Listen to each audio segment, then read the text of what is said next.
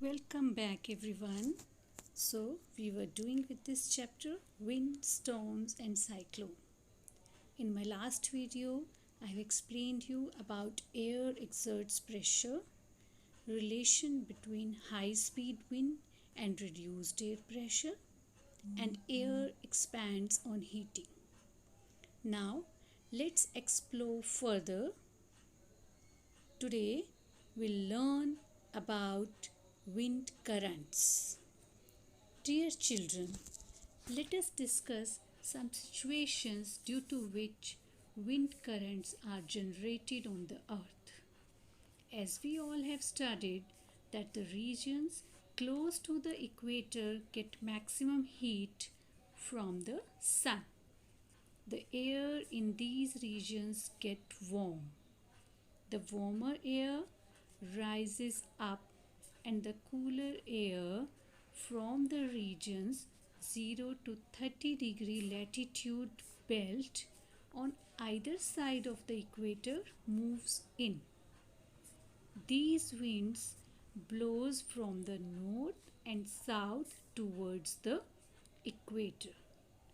At the poles, the air is colder than at the latitudes about 60 degrees.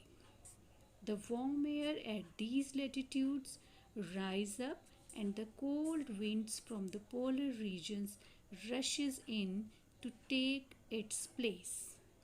In this way, when circulation is set up from the poles to the warmer latitudes, the wind would have flown in the north-south directions from north to south or from south to north. A change in direction is, however, caused by the rotation of the earth.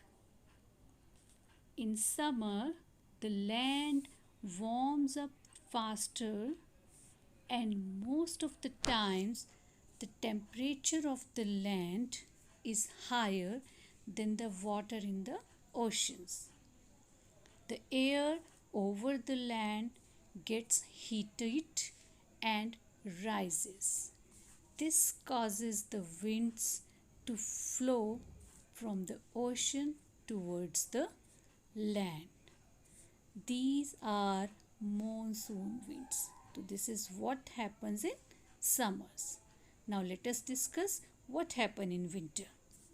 In winter, the direction of the wind flow gets reversed. It flows from the land to the oceans. In summer it was from ocean to land, and in winters it flows from land to oceans. The wind from the oceans carry water and bring rain. It's a part of the water cycle. Students, now let us study about thunderstorms and cyclones. Do you know why we hear loud sound called thunder and see bright flashes of lightning during a storm? So let's see why this happens. Thunderstorms develop in hot humid tropical areas like India very frequently. The rising temperature produces strong upward rising winds. These winds carry water droplets upward where they freeze and fall down again. The swift movement of the falling water droplets along with rising air creates lightning and sound. So this event is called thunderstorms. Now let us move further. As we all know that water requires heat when it changes from liquid to vapor state and when vapor condenses into liquid. This heat released into the atmosphere. The heat released to the atmosphere warm the air around. The air tends to rise and cause a drop in pressure. More air rushes to the center to the storm. This cycle is repeated. The chain of event ends with the formation of a very low pressure system with very high speed winds revolving around it. This weather condition is called a cyclone. The center of the cyclone is a calm area. It is called the eye of the storm. As you can see here, it is the eye of the storm. Let's have a look on the destruction caused by cyclones. A strong wind push water towards the shore at the time of cyclone. High speed winds accompanying a cyclone can damage houses, telephone wires, trees, etc. It causes tremendous loss of life and property. You must have seen these damages in television news.